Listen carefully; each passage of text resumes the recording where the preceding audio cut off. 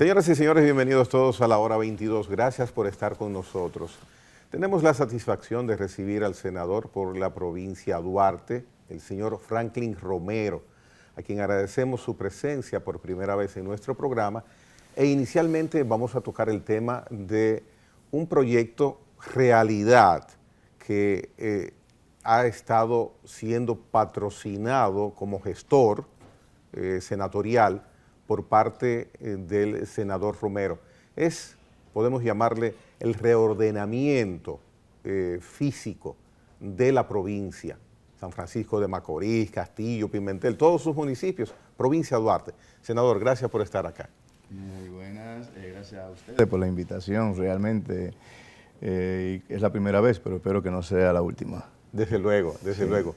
Mire, revista importancia para quien le habla de que podamos hablar de planificación, de reordenamiento, de organización. ¿En qué consiste ese interés que, como dije, ya empieza a convertirse en realidad de una provincia tan importante, una provincia tan grande como la Duarte, tenerle su esquema de reordenamiento físico? Así es. Lo más importante es que este proyecto nace de políticas públicas que nosotros hicimos en el 15-16, cuando primero aspiramos a diputados.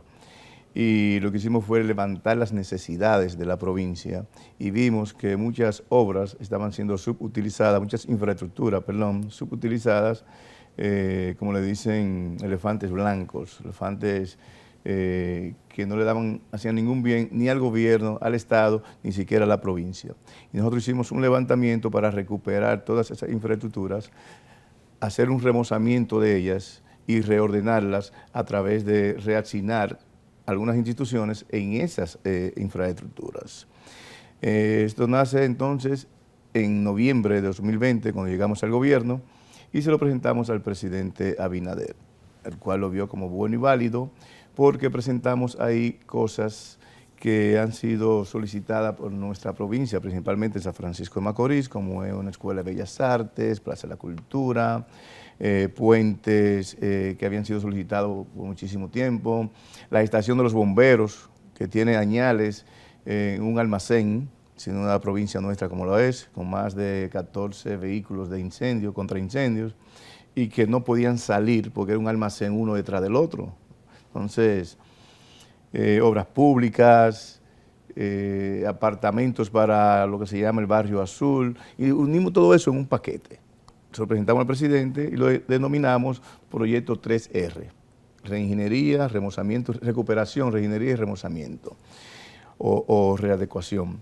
Y al presidente le encantó, primero por el monto envuelto. Un puente como el que estamos nosotros presentando, de unos 120 metros, tiene un costo de más de 600 millones de pesos, y este puente se está haciendo con 112 millones de pesos. ¿Qué puente es ese? Ese es el puente Ugamba, que une dos comunidades, que sin ese puente las personas tienen que dar un giro de unos 30 minutos para poder cruzar al otro lado, sin ese puente. Y está justamente a una esquina del Hospital Regional San Vicente de Paúl. Pero aún reduciendo el costo, cumple con los estándares de seguridad, la extensión. Claro que sí. ¿Cómo es posible? Lo que hicimos fue adecuar justamente el puente al lugar.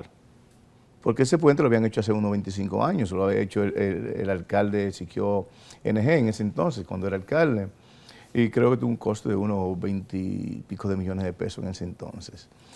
Lo que es también la estación de los bomberos, que lo estamos haciendo, donde está actualmente obras públicas, que tiene unos 5,000 y pico de metros, y está siendo subutilizados, porque ya no tiene allá una alcaldía, una ayudantía, no tenemos en obras públicas, y solamente funciona ahí lo que es tramitación de plano y edificaciones, y ya esto pasa ahora al Ministerio de la Vivienda. Entonces decidimos mover la estación de los bomberos a esa infraestructura, y eso tiene un costo de unos 60 millones de pesos. Estamos adecuando y economizando el dinero del Estado, el dinero del pueblo realmente. Inespre, que tiene unos 20,000 y pico de metros, 3 naves inmensas, pues ahí nosotros estamos moviendo las oficinas gubernamentales, llámese obras públicas, oficinas administrativas Inespre, DGCET, Intran y 911, y una fortaleza nueva de unos 10,000 metros en ese espacio, para entonces, donde está la fortaleza actual, convertirla en lo que es Bellas Artes, un anfiteatro y un auditorio. Pero justamente al lado de la fortaleza actual, que es donde vamos a poner Bellas Artes, ahí está lo que es el Barrio Azul, que es el barrio que se inunda, todo el mundo lo conoce cuando hay una vaguada, y ahí nosotros vamos a convertir eso en un bulevar, porque vamos a reubicar a esas personas en 128 apartamentos que tenemos por un lado y 354 apartamentos que tenemos, un proyecto del BEI, del Banco Europeo, que también está ya eso solamente está en licitación, adquiriendo los terrenos, que ya salió el decreto de expropiación, para entonces someterlo a licitación. O sea, es un reacondicionamiento completo. Y junto con la Avenida de la Circunvalación, junto con lo que es la terminación del hospital regional que se está construyendo ya, más de 350 habitaciones, puede ser uno de los mejores hospitales, que se empezó justamente en el gobierno pasado y nosotros estamos dando continuidad para terminar ese hospital. Esas son algunas de las obras que están bajo nuestra tutoría, porque como diputados sometimos la resolución y aprobamos el presupuesto para que estuviera al día en ese presupuesto, esa construcción. Y esa impronta que usted veo que está canalizando por su vía para concretarla en la práctica, ¿adscrita a cuáles instituciones se realizarán o se están realizando? Porque verdaderamente se habla de inversiones importantes, pero sobre todo de instituciones que deben estar calificadas y con presupuesto, licitación, correcto, todos los trámites legales. Usted es el gestor. Entonces, esa coordinación a través de cuáles instituciones. Yo soy el que tuvo la visión de hacer esto y luego de presentar la iniciativa. Y ahora estoy como veedor, porque el presidente nos nombró enlace contra todas las obras de la provincia con él para que le demos un reporte como veedor de todas las obras que están haciendo ya. En lo que tiene que ver con el proyecto 3R, como le dicen, de mi autoría, pues este proyecto primero se iba a hacer a través de ONG, a través de la Comisión de Desarrollo Provincial que tenemos allá en San Francisco de Macorís, pero por cuestión de ley, de que la comisión no estaba acreditada para ejecutar, solamente para recibir fondos, también buscamos la opción de hacerlo con el ayuntamiento, lo cual no fue posible tampoco, y se decidió hacerlo a través de la Comisión Presidencial de Apoyo Provincial al Desarrollo Provincial. Esa es la institución que está a cargo de estas obras. Claro, luego de mucho trabajo que hicimos, presentar los planos, llevarlo a licitación, porque todas las obras fueron llevadas a licitación, como debe de ser. Y ya todas están adjudicadas, que es lo más importante. Y todos los contratistas tienen ya su avance para empezar las obras. Ya algunos empezaron, por cierto.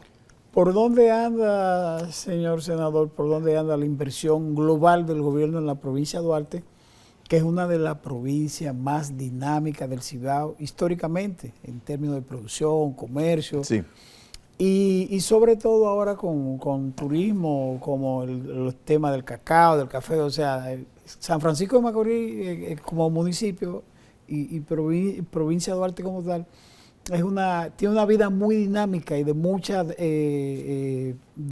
permanencia en sectores productivos nacionales en términos del país. Así es. Desde un principio, el presidente ha ido a la provincia oficialmente 6 veces. Primera vez en menos de 2 años, un presidente a la provincia 6 veces. Son muchas visitas en poco tiempo. Y le puedo decir que somos la 4ª provincia con el presupuesto más alto para obras. Lo que respecta al presupuesto de la inversión que está haciendo ya el Poder Ejecutivo, el presidente anunció unos 10.000 millones de pesos. ¿Pero qué se ha hecho en la provincia? Ok, esos 10.000 millones de pesos abarca lo que es la Avenida de la Circunvalación, que fue un proyecto que ya nosotros encontramos comenzado, el Hospital Regional, que son unos 2.700 millones de pesos, la Circunvalación, que son unos 900 millones de pesos, y ahora mismo el plan de INAPA, el plan de asfaltado que empezó justamente ahora, estas obras que tenemos en presupuesto que tienen un valor de unos 1.100 millones de pesos, entre otras cosas. El plan de electrificación, el asfaltado de la carretera San Francisco con Trova, que eso estaba destruido, ya está hecho e inaugurado. La carretera Villarriba-Arenoso, que también estaba intransitable, también ya está terminado e inaugurado. Y así te podemos mencionar una gran cantidad de obras. Y tenemos también lo que es la electrificación de la mayoría de los play. Si yo te cuento que en lo que se llamaba la circunscripción 2, Villarriba y los municipios aledaños, no había un play con iluminación. Y nosotros estamos ya iluminando todos esos play, le estamos poniendo y tiene que ver los juegos que se dan ahí de noche, como está la comunidad, 300, 400 personas. No, y con mucho motivo, después de haber ganado ese campeonato. No, porque esto es ahora nosotros vamos ahora vamos por el estadio Julián Javier, por el complejo, porque hemos demostrado que como franquicia hay que tomarnos en cuenta. Y si nosotros nos hacemos dueños de ahora de esta Serie del Caribe, no solamente como gigantes, sino como dominicanos, pues yo creo que nos merecemos un complejo deportivo acorde a lo que somos. ¿En qué consistiría ese complejo deportivo y dónde? Nosotros tenemos ya el Estadio Julián Javier, ese complejo deportivo que tiene también cancha de fútbol, tiene el bajo techo de basquetbol, tiene cancha de tenis, tiene gimnasia, tiene unos 4 plays alrededor, pero está de una forma que no está apto realmente para nuestros jóvenes trabajar en el deporte. Por suerte tenemos a la familia Risset, que ha hecho una gran inversión allá en lo que tiene que ver con el bajo techo y en el mismo estadio de béisbol, pero los alrededores no están aptos para nosotros, ni siquiera como municipio, ni siquiera como provincia. Entonces estamos solicitando al Poder Ejecutivo, ahora al presidente, dentro de esta euforia que tenemos como gigantes, pues que nos den un estadio, un complejo deportivo acorde a lo que nosotros nos merecemos. ¿Sería realizar algo nuevo o modificar? No, estamos buscando remozamiento. Nosotros no podemos estar disponiendo del dinero del Estado, dinero del pueblo así, cuando podemos salvar lo que tenemos. Y eso es lo que se hacía antes. Ningún gobierno le daba continuidad a las obras de otro gobierno, simplemente porque no era su gobierno. Y eso tiene que acabarse, porque la continuidad del Estado debe existir.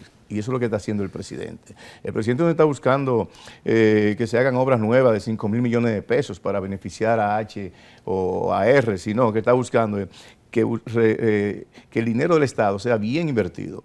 Y eso es lo que tenemos que hacer. No podemos dejar y crear entonces obras que se vean ahí como abandonadas realmente cuando podemos salvarlas. Y eso es lo que tenemos que darle curso. Y nosotros como fiscalizadores, como veedores, pues también estamos presentando las opciones para que ese dinero se le dé el uso correcto. Si se compara, para hacer gráficos, estos 16 meses de nueva gestión de gobierno a 16 meses anteriores o un periodo anterior, ¿qué diferencia hay? Siempre ha estado en los últimos años San Francisco de Macorís, provincia de Duarte, en ebullición de su fisonomía por parte del gobierno, o estos 16 meses tienen algún tipo de diferencia? Mire, como le dije anteriormente, lo que hemos hecho en estos 16 meses, que yo no diría 16 meses, yo diría 8 meses, porque dentro de la pandemia el país estaba cerrado, y cuando se abre el país es que podemos nosotros hablar realmente de que el gobierno empezó a funcionar. Yo mismo fui un crítico de que las cosas no estaban fluyendo, pero justamente porque desconocía, fruto de la ignorancia, vamos a decir, de cómo se maneja la cosa en el Estado, que las cosas se podían hacer de un día para otro, en muchos casos, como pasa en el sector privado. Y fui un crítico en su momento, hasta que entendí los pasos que hay que dar cuando este proyecto me toma todo el tiempo a mí, dando los pasos correctos, todas las pautas, todo lo que se crea, el código SNI, que si no está ese código no se puede subir a licitación, que si no está todo especificado, la compra, contrataciones, las adjudicaciones, todo. Entonces, en estos 8 meses, yo creo que hemos logrado lo que no se ha hecho en 10 años, en estos 8 meses. Y fruto de esas obras que le estoy mencionando. Puente Ugamba, 20 años, pidiendo que se construya ese puente. Usted mencionó la avenida de circunvalación. La avenida de circunvalación. ¿Qué va a significar eso? Y descríbalo en la realidad. La avenida ¿De dónde a dónde va? ¿Cuántos kilómetros? Okay. La avenida de circunvalación justamente empieza el punto cero de la avenida de circunvalación, donde nosotros le decimos las Guamas, que es la entrada de San Francisco de Macorís. Es un trayecto que va primero al norte, luego va al sur, pero la primera etapa es al norte. Son unos 9.8 kilómetros que va a ir alrededor de todo lo que es San Francisco de Macorís y va a juntar los municipios con lo que las personas que vengan de La Vega, Monseñor Noel, Santiago, Puerto Plata, y no tengan que entrar exactamente a la ciudad. O sea, habrá una interconexión. Hay una interconexión, pero esa interconexión es importante porque lleva 5 puentes, o sea, lleva 5 comunidades que también la va a unir. Pero llega al punto donde termina justamente en la otra entrada de San Francisco de Macorís, que es de Nagua a San Francisco de Macorís. Oh, Entonces es bastante amplia. Sí, son 9.8 kilómetros, esperamos que esté ya lista en 8 meses. Esa fue una obra que también se empezó en la gestión pasada. Yo la presenté en la Cámara de Diputados como una resolución, la cual fue aprobada. También logramos ponerla en presupuesto con 500 millones de pesos en ese entonces. Y está muy avanzada. Estuvo parada primero por la pandemia, luego estuvo parada porque hubo una expropiación de terrenos por donde va a pasar y había que hacer un acuerdo con los propietarios, ponerse de acuerdo, pagarles, para entonces el contratista poder continuar con la obra. Todo eso está resuelto ya se le pagó a todo el mundo, gracias a Dios, ya se le dio el avance al contratista y lo que hace 5 años empezó, pues yo creo que nosotros este año lo vamos a ver un hecho. Mire, la producción agrícola de San Francisco de Macorís, que es muy determinante en el país. Sí. Arroz, Cacao, café plátanos. y plátanos, hay una diversidad. Así es. Pero sobre todo en el tema del arroz, con un impacto muy decisivo en la economía nacional. Mire, podemos decir que el 60% del arroz que se consume en este país se produce en la provincia de Duarte. El 60%. Oficialmente podemos decir que el 36% por los alrededores, pero es un 60%. El cacao, somos la meca del cacao en el mundo entero. Se ha internacionalizado. Se ha internacionalizado gracias a los RICET y a los demás productores de cacao. La provincia nuestra produce el 40% del cacao que se exporta a este país. La provincia es súper importante. Justo nosotros depositamos y logramos la aprobación del proyecto que declara la provincia ecoturística. El apoyo del gobierno en ese aspecto. ¿A nivel de producción? Sí, o sea, digo, el apoyo actual del presidente, de todo el equipo agrícola. Mire, cuando usted ve que el presidente ha ido a una provincia 6 veces, es porque está interesado en sacar esa provincia hacia adelante y la importancia que tiene esa provincia. Yo digo que nuestra provincia, desde los tiempos, cuando yo ni siquiera participaba en política, siempre era abandonada por los gobiernos que teníamos, porque como pueblo rebelde que nos veían, que realmente lo éramos, pues siempre nos castigaban con dejarnos huérfanos de gobierno. Y ahora nosotros podemos decir, como dice el argot popular, llegó papá, porque Luis Abinader, nuestro presidente, pues ha asumido la provincia de Duarte.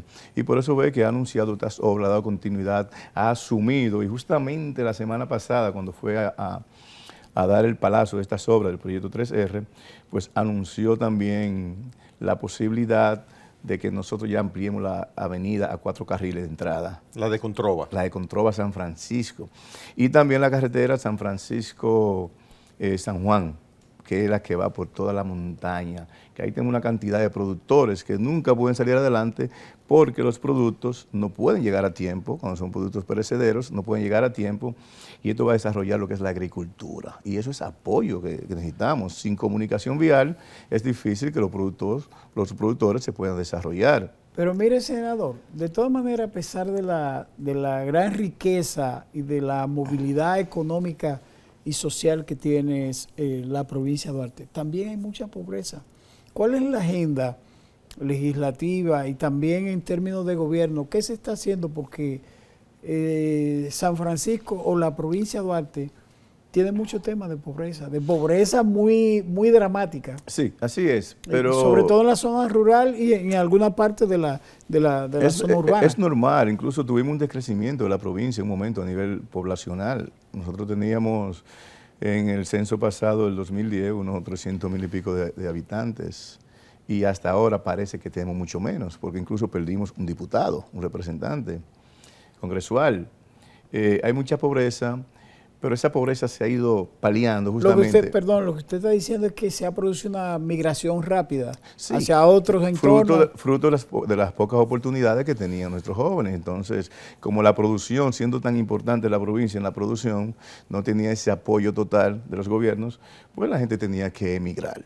Pero gracias a los duartianos, le puedo decir que están en la diáspora, y a los que se han quedado ya invirtiendo en San Francisco y en la provincia, nosotros hemos salido adelante. Es cierto que tenemos pobreza, como todos, tenemos pobreza, pero yo no diría que San Francisco es una de las provincias más pobres, tenemos mucha más pobreza. Nosotros somos mucho más ricos que muchas provincias, y eso es fruto de los hombres y mujeres que se han quedado a invertir en la provincia y de las remesas que se reciben de Estados Unidos, Europa, por los dominicanos que residen en la diáspora.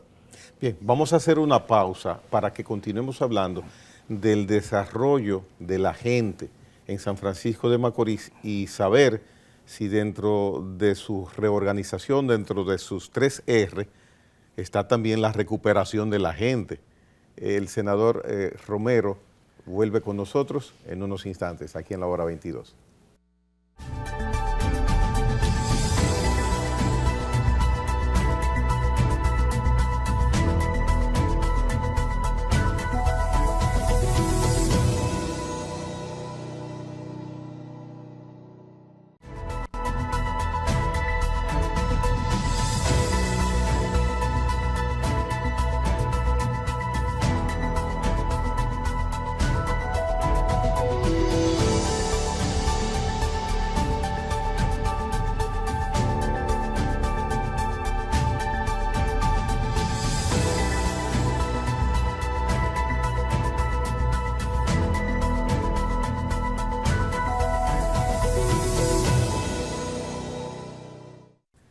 Muy bien, seguimos conversando aquí en la hora 22 con el senador de la provincia de Duarte, Franklin Romero. Mire, la gente, usted daba unos datos que pueden preocupar a quien escucha hablar de que en una provincia sus habitantes pues son menos cantidad que hace unos años atrás. ¿Ha pensado usted como senador en alguna estrategia para beneficiar a quien vive en San Francisco de Macorís, sobre todo para capacitación, para empleo, para mejorar su condición de vida? No solamente lo que usted ha planteado inicialmente, de infraestructura, que es importantísimo, pero si tenemos estructuras y no hay seres humanos agradados, entonces ahí la ecuación del beneficio no funcionó mucho. Sí. Debe haber una inversión total en todos los parámetros. Ejemplo, yo le puedo explicar, la Universidad Autónoma de Santo Domingo, filial San Francisco, fuera de aquí, es la universidad que más estudiantes tiene. Y el gobierno está invirtiendo justamente en la universidad. Incluso el gobierno entregó un monto para agrandar la universidad allá, pero también lo hizo con la universidad privada, con la UNED, la Universidad Nordestana. Y creo que estamos en eso, preparando que haya oportunidad, que los jóvenes se preparen primero, para luego entonces crear las oportunidades. Y eso es lo que está haciendo el gobierno. Y debemos ser claros, específicos, que el gobierno nunca tiene la capacidad completa si no cuenta con el sector privado. Y ahí vienen entonces las inversiones privadas que estamos buscando. San Francisco, ahora mismo hay una inversión privada que se está haciendo muy importante. Nosotros vamos a tener mejor cine del Cibao, apenas teníamos 3 salas de cine en un cajón, muy mal hecho. Y ahora vamos a tener mejor cine del Cibao, con 7 salas de cine, con una sala VIP, inversión privada. Eso representa 200, 300 empleados. ¿Está en construcción o en proyecto? Está en construcción ya está en construcción. La franquicia de McDonald's, que no la teníamos allá, la franquicia de Kentucky Fried Chicken, que no la teníamos allá. O sea, estamos creando empleo, trayendo inversionista privado a nuestra provincia. Y también eso es lo que nosotros gestionamos.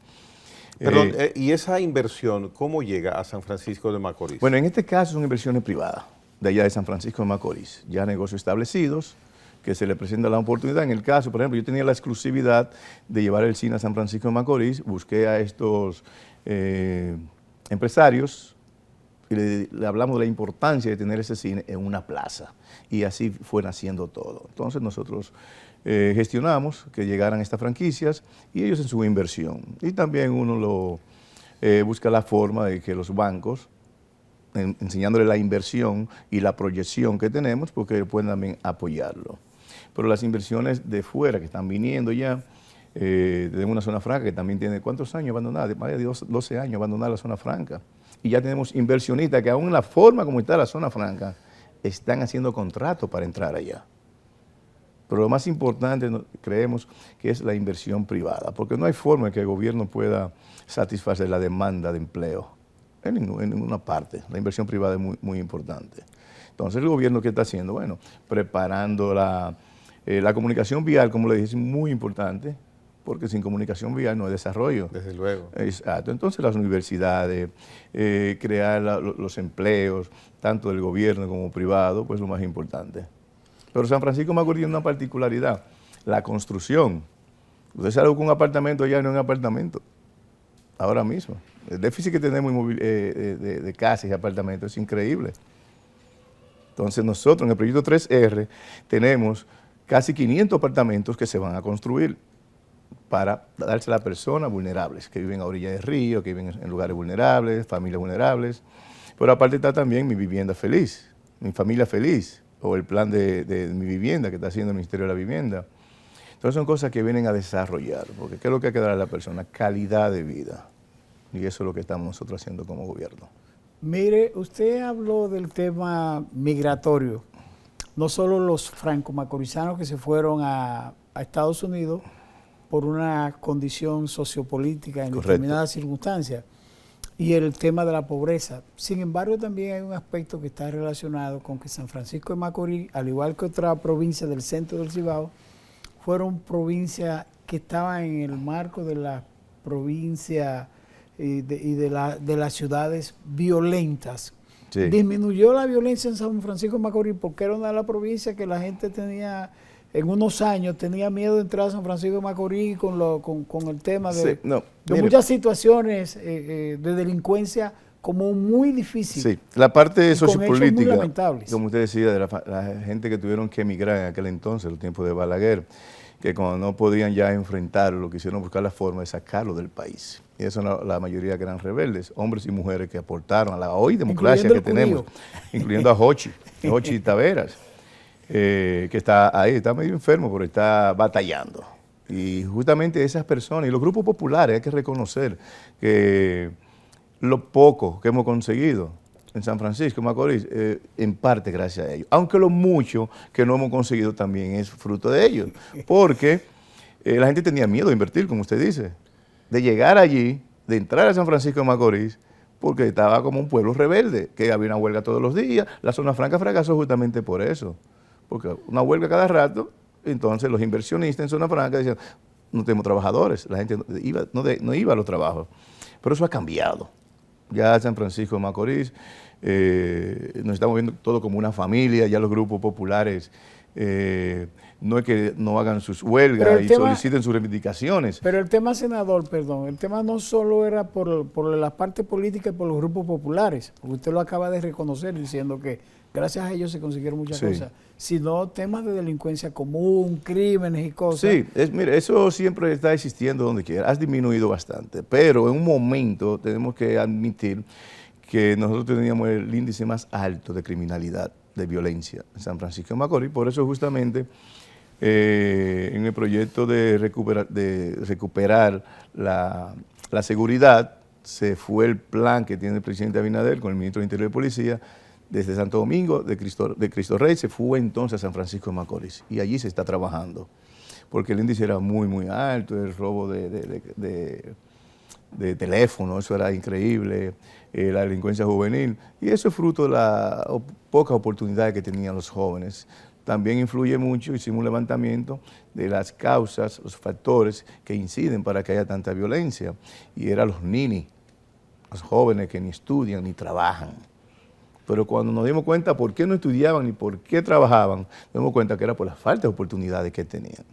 Los jóvenes que a temprana edad se meten en familia, 14, 15 años, embarazan una niña de 14 años y no tienen ninguna oportunidad. Y lo único que hay más fácil es justamente delinquir para poder. O sea que no son delincuentes, sino personas que cometen delitos día a día para subsistir. Y eso es lo que nosotros tenemos que buscar, para que esos jóvenes tengan oportunidades. San Francisco de Macorís tuvo una empresa líder de productos lácteos, de leche, la Codal. ¿En qué quedó ese consorcio, diría? Está allá. Y justamente generó muchos empleos, muchas expectativas. Bueno, como empresa, yo le puedo decir que no es la empresa más importante de nosotros, que nos puede como marca. Sí, pero en su inicio, estoy hablando de la Codal de los años, hace 3 décadas, 4 décadas. Sí, tiene más de 30 años correcto. De que yo tengo uso de razón, vamos a decirle, estoy viendo la Codal ahí. Y hemos ido a plantas de ellos, están desarrollando ahí, el presidente ha ido incluso a dar el primer Picasso y a inaugurar. Pero reconocemos y agradecemos que se haya establecido allá. Pero no está por encima en nada que ver con las empresas de franco-macorizanos. Allá tenemos empresas franco-macorizanos que tienen sobre 1.000 empleos.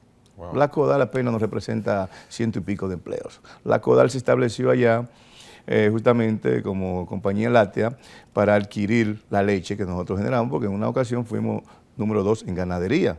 Eso lo hemos perdido. Pero no creo que la Codal compre ahora mismo 1 litro de leche allá en la provincia. Bien, mire, me gustaría que pasáramos a un plano que es el que determina su presencia en el Congreso Nacional, la política. Las fuerzas políticas en San Francisco de Macorís, ¿cuál es la distribución real en ese momento? ¿Distribución de hombres jerárquicos? Como usted considera. Bueno, ahora prevalece lo que es el PRM. Yeah. El PRM está muy por encima de los demás partidos que ya pasaron a un segundo plano.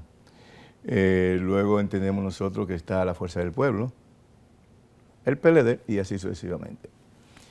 No podemos nosotros no admitir, vamos a decir, que estas dos fuerzas políticas que vienen las dos de una, pues se mantienen fuertes, no en comparación con el PRM. El PRM está muy por encima, fruto de su división, ya ellos son diferentes partidos, pero aún juntos ahora mismo no tienen ni siquiera un 22 o 23%.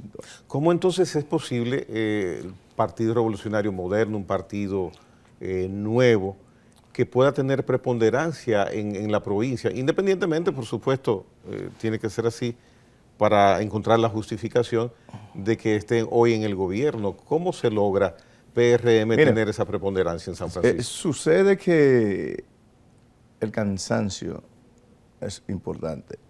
Y el PLD ya creó un cansancio, no solamente en la provincia, vamos a hablar en el país. Se necesitaba algo nuevo, se necesitaba un cambio, se estaba viendo más de lo mismo. Yo creo que ya al PLD le convenía salir del poder. A ellos les convenía más que nosotros lo sacáramos, salir ellos por su cuenta. Pero recordemos que el Partido Revolucionario Moderno se forma de hombres que vienen del PRD, que era la fuerza política número 1, siempre en San Francisco de Macorís, en la provincia de Duarte. Siempre se mantuvo el revolucionario por encima del PLD, del Partido Reformista. Ahora, con esta unificación, o esta parte nueva del PRD, que es el PRM, pues las cosas cambiaron, porque vino una parte social que no participaba ni siquiera en política y se unió a este conglomerado de hombres y mujeres que forman el PRM. De repente, en 5 años, nosotros estamos en número 1 como partido. Creo que por los próximos años seguiremos igual, porque cada día nos estaremos fortaleciendo más. Y ellos, que estuvieron en el gobierno, pues ahora como oposición también son importantes. En este momento que usted está en su gobierno, Partido Revolucionario Moderno, ¿qué puede pensar la provincia de Duarte podría lograr para marcar una diferencia de un antes y después? Porque dicen que las oportunidades hay que aprovecharlas. ¿Existe la condición de que San Francisco, provincia de Duarte, pueda aprovechar esta circunstancia y marcar hacia mejor futuro su destino? Así es. Nuestro eslogan, el cambio. Y las cosas están cambiando.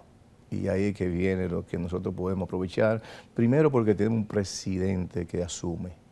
Y eso es muy importante. Un presidente que escucha, que él no solamente que escucha, que le gusta ver él mismo de lo que le estamos hablando. Por eso tanta visita de él allá en la provincia y en toda la provincia. Un presidente que a las 2, a las 3 de la mañana te está llamando, te está marcando. Y, o sea, hombre, no sé a qué hora que duerme realmente.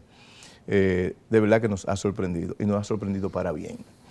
El cambio se está viendo. Nosotros dijimos que el cambio va y el cambio empezó este 2020. El cambio empezó y ya ahora, ya en el 2022, el 2023 y el 2024, lo que nosotros presentamos, lo que nosotros vendimos, lo vamos a entregar. no van a ser promesas, van a ser hechos. La influencia de Franklin Romero a nivel provincial continuará desde su labor en el Congreso, ¿es la intención que puede tener? Mire, como presidente provincial del partido, pues tengo una gran responsabilidad, no solamente como senador de la provincia, pero nosotros como Franklin Romero, en verdad, siempre nos mantenemos atentos a la provincia, siempre hemos estado atentos desde mucho antes de participar en política, siempre teníamos esa acción social y la política ha venido a ser como un alivio para nosotros porque podemos conseguir más realmente y devolver a la gente por lo que ellos pagan a través de sus impuestos, que eso es lo que hacía falta. Que los impuestos que usted pagaba, que la gente entienda que esos impuestos es que están pagando por las obras que ellos quieren y nosotros tenemos que buscar hechos lo que estamos buscando, recuperando esa inversión que tú haces con tus impuestos para que vuelva de nuevo a tu provincia. Y la inserción de los seguidores, dirigentes del Partido Revolucionario Moderno en la provincia, porque ha habido inconvenientes en algunos lugares del país.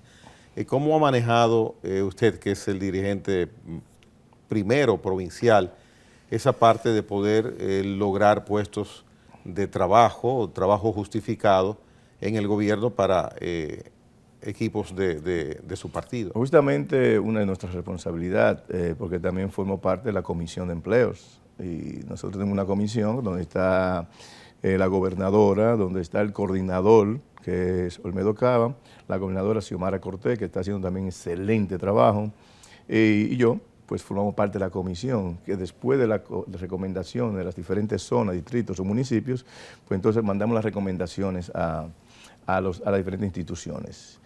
¿Qué hemos tenido que hacer? Bueno, sentarnos a hacer horas, tocar muchas puertas, hacer muchas llamadas, meternos ahí a buscar esos nombramientos, porque no ha sido fácil. Quizás una de las sombras que hemos tenido nosotros han sido los empleos, porque mucha gente votó por un empleo.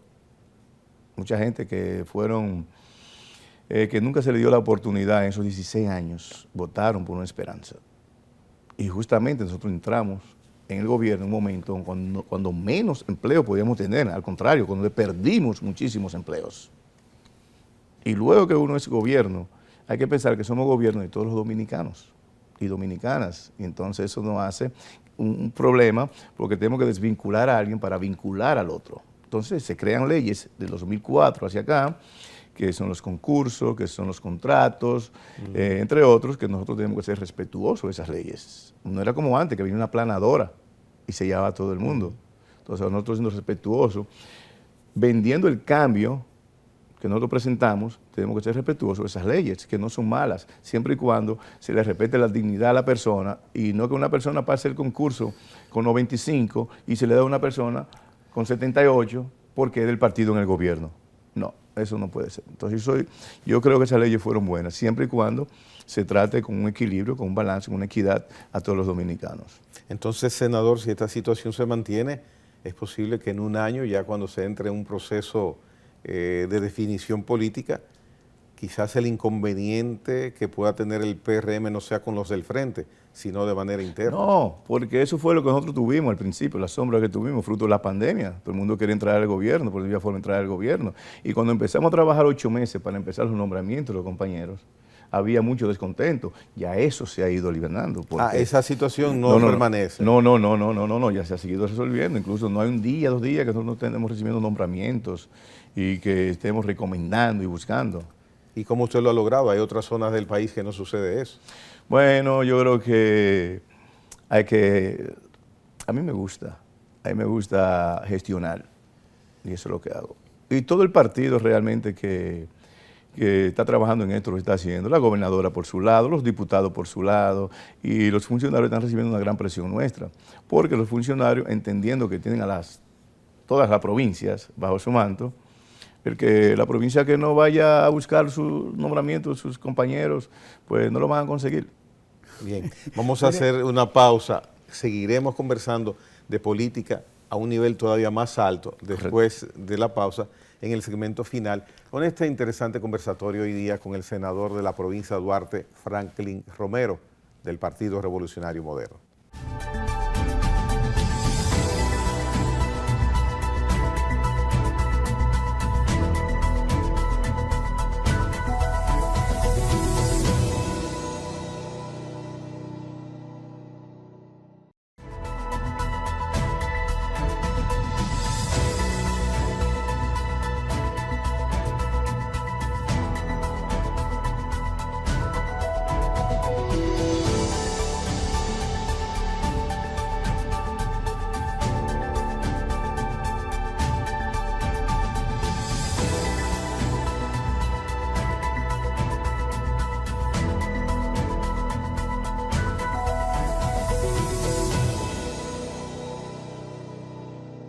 Bien, cedo la palabra a Abinader Fortunato, que tiene una inquietud interesante para con el senador Franklin Romero de la provincia de Duarte. Abinader es nombre y apellido. Fortunato. Sí, aquí no hay problemas de empleo en este programa. Me imagino que su agenda ha sido muy apretada en el tema del empleo. Veo a Jeanilda a veces muy emocionada y también muy preocupada porque los compañeros quieren entrar al bate, como se dice. Y todos queremos que los compañeros entren, porque déjeme decirte, se supone que quien tiene que tener el gobierno es el PRM fue que se fajó. La gente que gastaron su última chancleta para que nosotros seamos gobierno. Pero usted recordó ahorita que el gobierno, la administración es para todos los dominicanos y dominicanas. No, y que los procesos no son igual que antes. Correcto. Ahora hay consecuencias. Si usted desvincula a una persona, incluso si no le da sus prestaciones, usted puede también, cuando viene a ver, tiene un acto de alguacil. Mire, hay un elemento que preocupa mucho a la sociedad y es el narcotráfico en la política. Y su partido tiene incluso 4 diputados sometidos, hay gentes del PRM que están fuera en Miami, hay otros que lo están investigando. En el Congreso de la República, ¿cómo visualiza usted o qué elemento de preocupación manejan los senadores, los congresistas del PRM con el tema de la narcopolítica, sobre todo con el monitoreo de la administración de Estados Unidos, del gobierno de los Estados Unidos? Que es lo mejor que puede pasar, porque con las autoridades americanas monitoreando y dándole seguimiento, ellos saben cómo hacer eso y hacen una investigación muy seria, y eso es muy importante.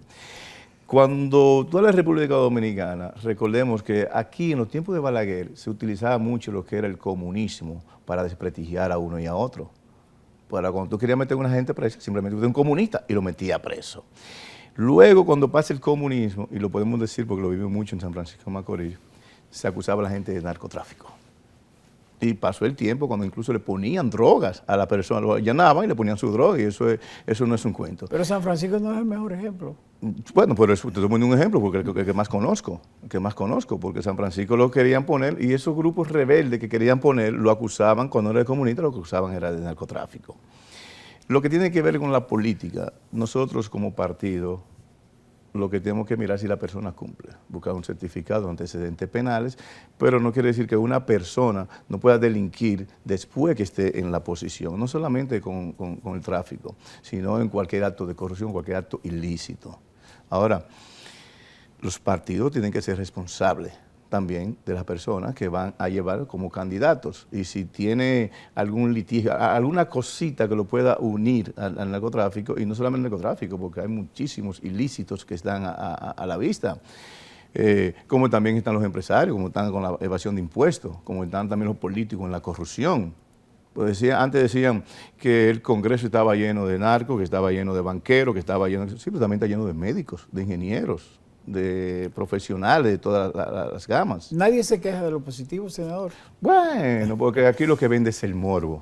Aquí lo que vende es el morbo. Y a veces yo que vengo del entretenimiento te puedo decir que cuando... Pero fíjese, senador, de lo que se trata es de algo muy grave. Sí. Se trata de la filtración de dinero que viene del narcotráfico para poner y colocar un político que tiene acceso entonces a la administración pública, que tiene acceso a instituciones Pues mire, Estado. justamente con esto que nosotros aprobamos en 2018, la ley de partidos políticos, movimientos y agrupaciones políticas, y la modificación a la ley electoral se considera todo eso. Incluso ahora en el Código Penal que nosotros conocimos, que es lo que tiene que ver con poner a sancionar a los partidos políticos bajo la ley electoral que quería estar en el Código Penal. Entonces, son muchas cosas que tenemos que ir cambiando. Yo creo que es un tiempo para que las cosas cambien y lo estamos haciendo rápido. No vamos a decir que no hay buenos ni malos, en todos los partidos lo hay, pero cada día se está sancionando. Y la muestra está ahí con el presidente de la República. En el gobierno pasado, busquen cuántas personas fueron extraditadas por narcotráfico y busquen cuántas fueron extraditadas ahora, en apenas un año y pico que tiene el gobierno.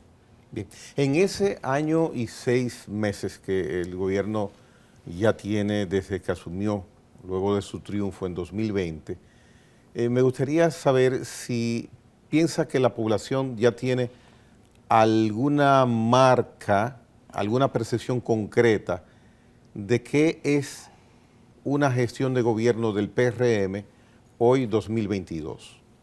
Mire, yo creo que es muy pronto para lograr una percepción.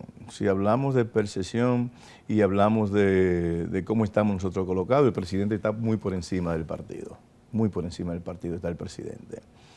El presidente ha demostrado que es un hombre serio, que es un hombre de palabra, y lo que vendió en campaña lo está cumpliendo. Independencia de los poderes del Estado, Junta Central, Cámara de Cuentas, Poder Legislativo, o sea, lo ha demostrado.